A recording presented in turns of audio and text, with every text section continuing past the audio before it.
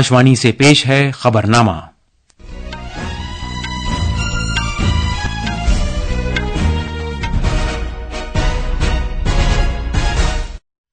आदाब। खबरनामे के साथ मैं जमीर रजवी। पहले इस वक्त की सुर्खियां। हरियाणा में असेंबली इंतखाबात के लिए पोलिंग जारी है। वजीर आजम नरेंद्र मोदी आज महाराष्ट्र में 56,000 करोड़ रुपये से ज्यादा लागत के मुतादिद तरक्याती प्रोजेक्टों का आगाज करेंगे। जनाब मोदी पीएम किसान स्कीम की 18वीं किस्त भी जारी करेंगे।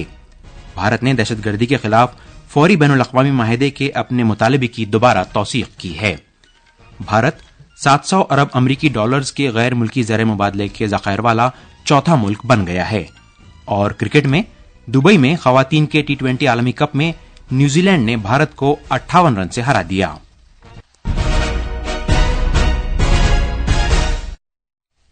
अब खबरें तफसील से।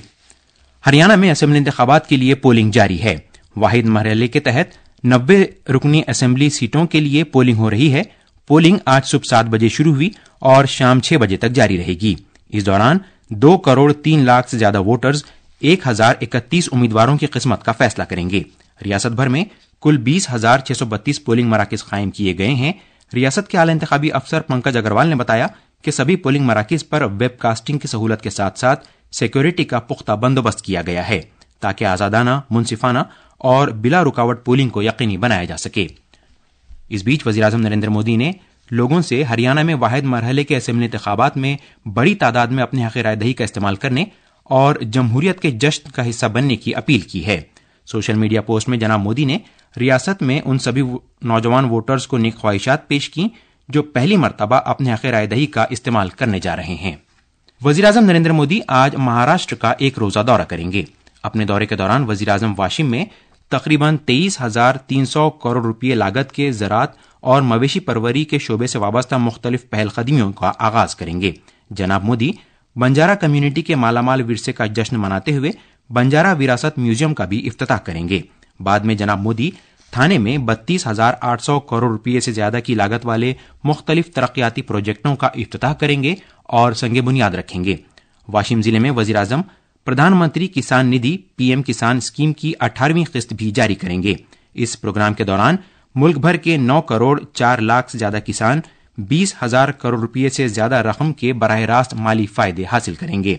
इस मौके पर जनाब मोदी नमो शेतकरी महासन्मान निधि योजना की 5वीं किस्त के तहत महाराष्ट्र के किसानों को तकरीबन 2,000 करोड़ रुपये के फायदे की इजाफी रकम भी जारी करेंगे। जनाब मोदी ज़रई बुनियादी ढांचे के तहत 1,920 करोड़ रुपये से ज्यादा मालियत के 7,500 से ज्यादा प्रोजेक्टों को भी कौम के नाम वक्फ करेंगे। इन बड़े प्रोजेक्टों में दीगर प्रोजेक्टों के साथ साथ कस्टम हायरिंग सेक्टर, खुराक को डिब्बाबंद करने की बुनियादी इकाइयां, गोदाम, sorting and grading units, cold storage project, कटाई के बाद के बंदोबस्त से मुताल्लिक प्रोजेक्ट शामिल हैं। थाने में जनाब मोदी अहम मेट्रो और सड़क प्रोजेक्टों का भी इफ्तिताह करेंगे और संगे बुनियाद रखेंगे। वज़ीर आज़म BKC मेट्रो स्टेशन से मेट्रो ट्रेन को झंडी दिखाकर रवाना करेंगे जो मुंबई मेट्रो लाइन 3 के 14,120 करोड़ रुपये की लागत वाले BKC से RAJVLR सेक्शन तक चलेगी।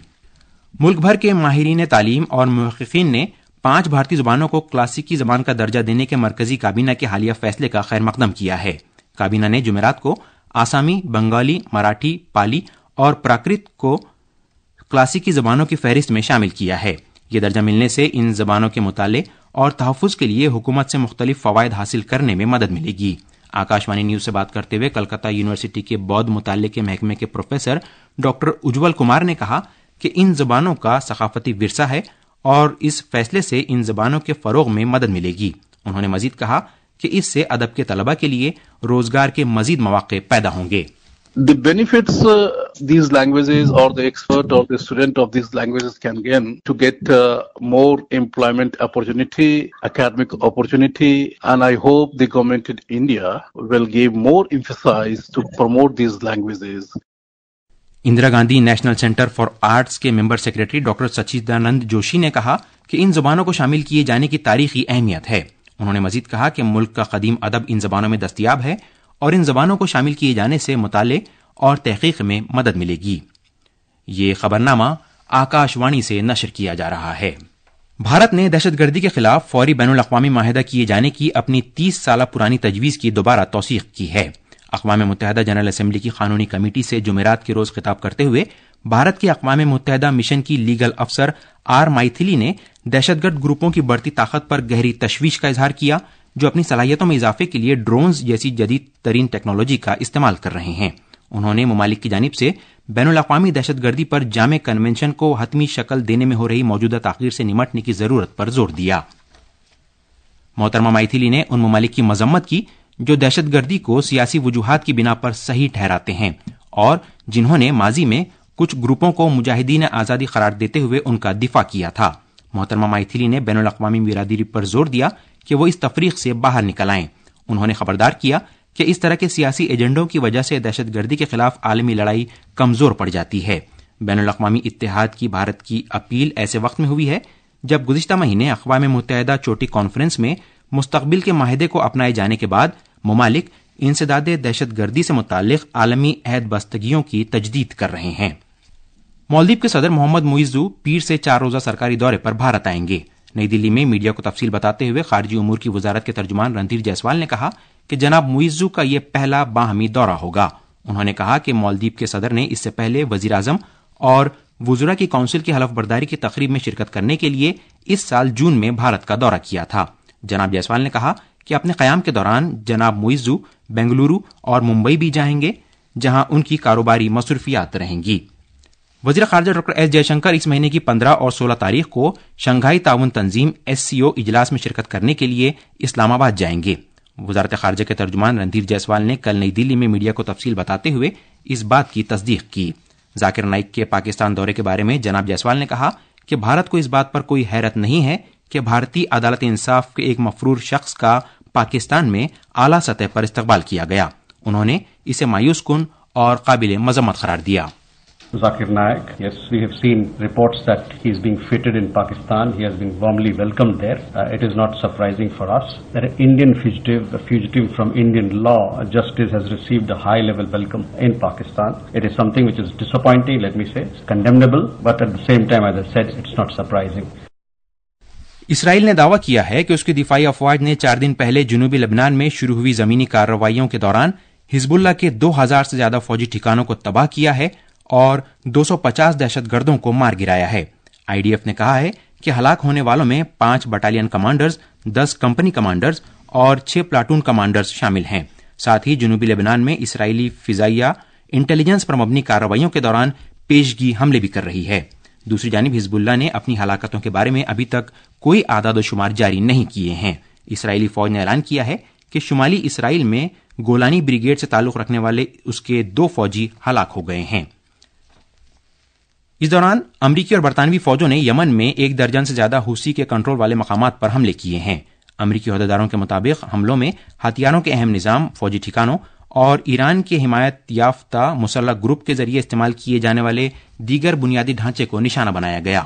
ان حملوں سے یمن میں جاری کشیدگی میں مزید اضافہ ہو گیا ہے، جہاں حوثی فورسز 2014 سے طویل خانہ جنگی میں مصروف ہیں. یہ حملے حوثیوں کے 5 اہم ٹھکانوں کو نشانہ بناتے ہوئے فوجی طیاروں اور بحری جہازوں کے ذریعے انجام دیے گئے. حوثی کے کنٹرول والی میڈیا اطلاعات کے مطابق حدیدہ ہوائی اڈے اور قطائب علاقے پر 7 حملے کیے گئے جہاں مسلح گروپ حوثی کا فوجی ٹھکانہ ہے. اس کے علاوہ راجدھانی صنعا کے سیان ضلع میں واقع ٹھکانوں پر 4 حملے کیے گئے جبکہ یمن کے دھمر صوبے میں 2 اور مقامات کو نشانہ بنایا گیا. عالمی ادارہ صحت WHO نے اعلان کیا ہے کہ اس نے منکی پاکس بیماری کے تشخیص سے متعلق پہلے ٹیسٹ کو منظوری دے دی ہے. ایمرجنسی استعمال کو ملی اس منظوری سے M-Pox سے متاثرہ ممالک کی تشخیص کی صلاحیت میں خاطر خواہ اضافہ ہونے کی امید ہے. ان ممالک میں تیز اور صحیح جانچ کی مانگ بڑھتی جا رہی ہے. افریقہ میں اب تک 800 سے زیادہ لوگ منکی پاکس سے مر چکے ہیں اور 30,000 سے زیادہ معاملے درج ہو چکے ہیں. افریقی یونین کے بیماریوں پر قابو پانے کے مرکز کے مطابق یہ بیماری 16 ملکوں میں پائی گئی ہے جن میں جمہوریہ کانگو سب سے زیادہ متاثر ہے. M-Pox کی بیماری وائرس سے متاثرہ جانوروں سے انسانوں میں منتقل ہونے سے پھیلتی ہے اور یہ قریبی جسمانی رابطوں سے مزید پھیل سکتی ہے. M-Pox کی علامتوں میں بخار، عضلات میں کھچاؤ اور جلد پر جھلس جانے کی طرح بڑے زخم شامل ہیں. بھارت کے غیر ملکی زر مبادلہ ذخائر کے 700 ارب امریکی ڈالرز پار کرنے کے ساتھ ہی भारत दुनिया की चौथी मईशत बन गया है और चीन, जापान और स्विट्जरलैंड की सफ में शामिल हो गया है। 27 सितंबर को खत्म होने वाले हफ्ते के दौरान भारत के गैर मुल्की ज़र मुबादला के ज़खायर 12 अरब 58 करोड़ 80 लाख डॉलर्स के इजाफे के साथ अब तक के सबसे ज्यादा 704 अरब 88 करोड़ 50 लाख डॉलर्स पर पहुंच गए हैं। 20 सितंबर को खत्म हुए हफ्ते में गैर मुल्की ज़र मुबादला के ज़खायर में जबरदस्त इजाफा हुआ और ये 692 अरब 30 करोड़ डॉलर्स पर पहुंच गए। गैर मुल्की ज़र मुबादला के ज़खायर में तेजी से इजाफे की बदौलत बैनुल-अक़वामी मार्केटों में उतार चढ़ाव के तनाजुर में आलमी इक़्तिसादी गैर यकीनी की सूरत हाल का सामना करने की भारत की सलाहियत में इजाफा हुआ है और उसकी करेंसी को भी मजीद इस्तेहकाम हासिल हुआ है। भारतीय रिजर्व बैंक के जरिए कल जारी किए गए ताज़ा तरीन डेटा के मुताबिक भारत के सोने के ज़खायर 2 अरब 18 करोड़ 40 लाख डॉलर्स के इजाफे के साथ 65 अरब 79 करोड़ 60 लाख डॉलर्स पर पहुंच गए। बैनुल-अक़वामी मालियाती फंड से रकम निकालने के खुसूसी हुकूक के तहत भारत अब 80 लाख डॉलर्स के बजाय 18 अरब 54 करोड़ 70 लाख डॉलर्स की रकम निकाल सकता है। ख़वातीन के T20 क्रिकेट आलमी कप में कल रात दुबई में भारत न्यूजीलैंड से 58 रन से हार गया। 161 रन का निशान हासिल करने की जद्दोजहद में भारतीय टीम 19 ओवर्स में महज 102 रन पर सिमट गई। न्यूजीलैंड की रोजेमरी मायर ने 4 विकेट लिए। इससे पहले बल्लेबाजी करते हुए न्यूजीलैंड ने मुकर्ररा 20 ओवर्स में 4 विकेट पर 160 रन बनाए। सोफी डिवाइन 36 गेंदों में सबसे ज्यादा 57 रन बनाए और वो नॉट आउट रहीं। पेश है एक रिपोर्ट। न्यूजीलैंड से हार का सामना करना भारतीय खवातीन क्रिकेट टीम के लिए एक मुश्किल शुरुआत रही।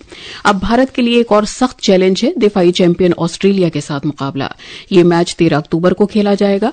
अलबत्ता भारत के लिए सेमीफाइनल का रास्ता खुला है। हरमनप्रीत की कप्तानी में भारतीय टीम के पास अपनी पोजीशन संभालने का मौका है। इसके लिए उसे कल पाकिस्तान और 9 अक्टूबर को श्रीलंका के साथ मैच में जीत हासिल करनी होगी।